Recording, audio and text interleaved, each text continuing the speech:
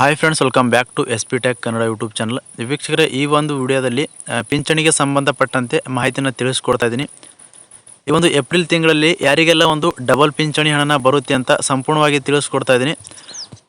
ಮತ್ತು ಈ ಒಂದು ಏಪ್ರಿಲ್ ತಿಂಗಳ ಒಂದು ಪಿಂಚಣಿ ಹಣ ಯಾವಾಗಿನಿಂದ ಜಮಾ ಆಗುತ್ತೆ, ಪ್ರತಿಯೊಬ್ಬ ಫಲಾನುಭವಿಗಳಿಗೂ ಕೂಡ ಯಾವಾಗಿನಿಂದ ಜಮಾ ಆಗುತ್ತೆ ಅಂತ ಕಂಪ್ಲೀಟಾಗಿ ತಿಳಿಸ್ಕೊಡ್ತಾ ಇದ್ದೀನಿ. ಮೂರನೇದಾಗಿ, ಈ ಒಂದು ಪಿಂಚಣಿ ಹಣನ ಯಾರಿಗೆಲ್ಲ ಒಂದು ಪಿಂಚಣಿ ಹಣ ಹೆಚ್ಚಿಗೆ ಆಗಿದೆ ಅದ್ರ ಬಗ್ಗೆಯೂ ಕೂಡ ಕಂಪ್ಲೀಟಾಗಿ ಮಾಹಿತಿನ ತಿಳಿಸ್ಕೊಡ್ತಾ ಇದ್ದೀನಿ. ವಿಡಿಯೋನ ಸ್ಕಿಪ್ ಮಾಡದೆ ಕಡೆ ತನಕ ವಿಡಿಯೋನ ವಾಚ್ ಮಾಡಿ, ಫ್ರಮ್ ಬಿಗಿನಿಂಗಿಂದ ಎಂಡ್ವರೆಗೂ ವಿಡಿಯೋ ನೋಡಿ.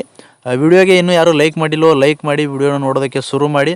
ಇನ್ನೂ ಯಾರು ಚಾನಲ್ನ ಸಬ್ಸ್ಕ್ರೈಬ್ ಮಾಡಿಲ್ವೋ ಅಥವಾ ಹೊಸದಾಗಿ ಯಾರಾದರೂ ಚಾನಲ್ನ ನೋಡ್ತಾ ಇದ್ರಿ ಅಂತಂದರೆ ದಯವಿಟ್ಟು ಈ ರೀತಿಯಾಗಿ ಸಬ್ಸ್ಕ್ರೈಬ್ ಆಪ್ಷನ್ ಇರುತ್ತೆ, ಇಲ್ಲಿ ನೋಡ್ಕೊಳ್ಬೋದು ಸ್ಕ್ರೀನ್ ಮೇಲೆ. ಈ ರೀತಿಯಾಗಿ ಸಬ್ಸ್ಕ್ರೈಬ್ ಆಪ್ಷನ್ ಮೇಲೆ ಕ್ಲಿಕ್ ಮಾಡಿ.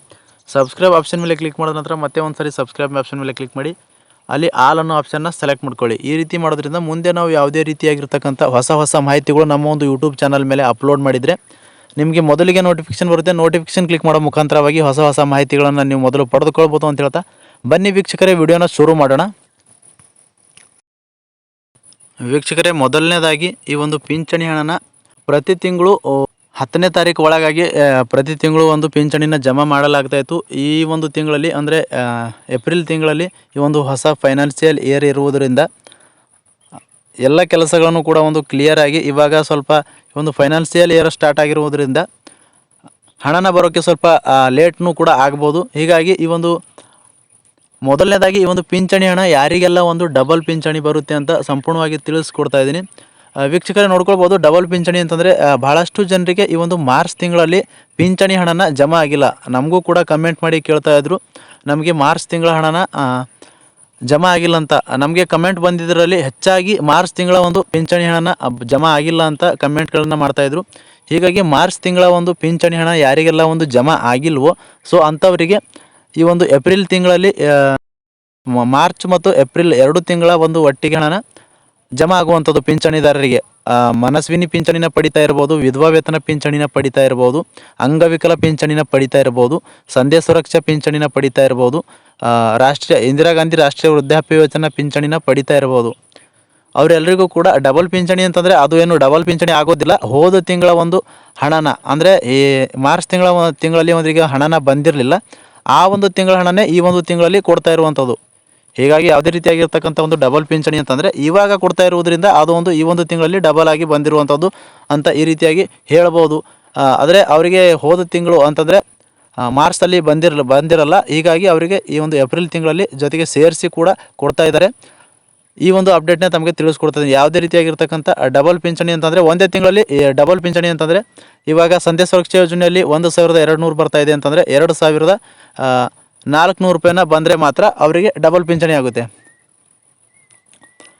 ಹೀಗಾಗಿ ಯಾರಿಗೆ ಒಂದು ಮಾರ್ಚ್ ತಿಂಗಳಲ್ಲಿ ಪಿಂಚಣಿ ಹಣನ ಬಂದಿರಲ್ವೋ ಸೊ ಅಂಥವರಿಗೆ ಈ ಒಂದು ತಿಂಗಳಲ್ಲಿ ಡಬಲ್ ಪಿಂಚಣಿನ ಬರ್ತಾ ಇರುವಂಥದ್ದು. ಎರಡನೇದಾಗಿ ವೀಕ್ಷಕರು, ಈ ಒಂದು ಭಾಳಷ್ಟು ಜನರು ಏಪ್ರಿಲ್ ತಿಂಗಳ ಪಿಂಚಣಿ ಹಣನ ಯಾವಾಗ ಬರುತ್ತೆ ಅಂತ ಕಮೆಂಟ್ ಮಾಡಿ ಕೇಳ್ತಾ ಇದ್ರಿ.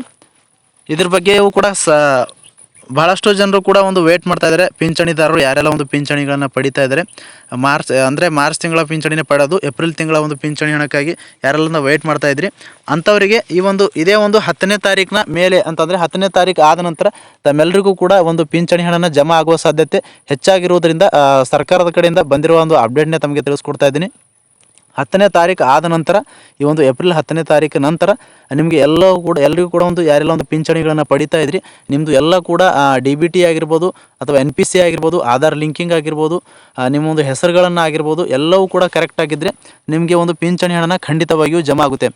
ಕೆಲವೊಬ್ಬರದು ತಾಂತ್ರಿಕ ಸಮಸ್ಯೆಯಿಂದ ಆಗಿರ್ಬೋದು ಅಥವಾ ನಿಮ್ಮ ಒಂದು ವೈಯಕ್ತಿಕ ಒಂದು ತೊಂದರೆಗಳಿಂದ ಕೂಡ ಹಣನ ಬರೋದು ಹೋಲ್ಡ್ ಆಗಿ ನಿಂತಿದೆ. ಸರ್ಕಾರದ ಕಡೆಯಿಂದ ಮಾಹಿತಿನ ಬಂದಿರುವಂಥದ್ದು. ಕೆಲವೊಂದಿಷ್ಟು ಜನರದು NPC ಆಗಿಲ್ಲ ಮತ್ತು ಇನ್ನು ಕೆಲವೊಂದಿಷ್ಟು ಜನರದು ಅಕೌಂಟ್ಗಳನ್ನು ಡಿಆಕ್ಟಿವೇಟ್ ಆಗಿದೆ. ಹೀಗಾಗಿ ಯಾರೆಲ್ಲ ಒಂದು ಅಕೌಂಟ್ಗಳನ್ನು ಮತ್ತೊಂದು ಸಾರಿ ನೀವು ಎಲ್ಲರೂ ಕೂಡ ಒಂದು ಪರಿಶೀಲನೆ ಮಾಡ್ಕೊಂಡ ನಂತರ ನಿಮ್ಮೆಲ್ಲರದು ಕೂಡ ಅಕೌಂಟ್ಗಳನ್ನು ಕೂಡ ಒಂದು ಎಲ್ಲ ಕರೆಕ್ಟ್ ಆಗಿದ್ದರೆ ನಿಮಗೆ ಖಂಡಿತವಾಗಿಯೂ ಏಪ್ರಿಲ್ನಲ್ಲಿ 10ನೇ ತಾರೀಕು ಆದ ನಂತರ ಎಲ್ಲರಿಗೂ ಕೂಡ ಒಂದು ಪಿಂಚಣಿ ಹಣನ ಜಮಾ ಆಗುತ್ತೆ. ಮೂರನೇದಾಗಿ ನೋಡೋದಾದರೆ ಈ ಒಂದು ಪಿಂಚಣಿ ಹಣನ ಹೆಚ್ಚಳ ಆಗಿದೆ ಅಂತ ಸಾಕಷ್ಟು ಒಂದು ವಿಡಿಯೋಗಳಲ್ಲಾಗಿರ್ಬೋದು ಮಾಹಿತಿ ಕೂಡ ನೀವು ಕೂಡ ಒಂದು ಕೇಳ್ತಾ ಇದ್ದೀರಿ. ಹೀಗಾಗಿ ಪಿಂಚಣಿ ಹಣ ಹೆಚ್ಚಿಗೆ ಆಗಿದೆನಾ, ಬೇರೆ ರಾಜ್ಯಗಳಲ್ಲಿ ಹೆಚ್ಚಿಗೆ ಆಗಿದೆ, ಕರ್ನಾಟಕದಲ್ಲಿಯೂ ಕೂಡ ಹೆಚ್ಚಿಗೆ ಆಗಿದೆ ಅಂತ ಮಾಹಿತಿನ ಕೂಡ ಒಂದು ಬರ್ತಾ ಇರುವಂಥದ್ದು. ಹೀಗಾಗಿ ಈ ಒಂದು ಮಾಹಿತಿ ಎಷ್ಟರ ಮಟ್ಟಿಗೆ ಒಂದು ಸರಿ ಇದೆ ಅಂತ ನೋಡೋದಾದರೆ ಸರ್ಕಾರದವರು ಕೇಂದ್ರ ಸರ್ಕಾರದಿಂದ ಯಾವುದೇ ರೀತಿಯಾಗಿರ್ತಕ್ಕಂಥ ಒಂದು ಕೇಂದ್ರ ಸರ್ಕಾರ ಆಗಿರ್ಬೋದು ಅಥವಾ ರಾಜ್ಯ ಸರ್ಕಾರ ಆಗಿರ್ಬೋದು ಯಾವುದೇ ರೀತಿಯಾಗಿ ಅಫಿಷಿಯಲ್ ಆಗಿ ನೋಟಿಫಿಕೇಷನ್ಗಳನ್ನು ಹೊರಡಿಸಿಲ್ಲ.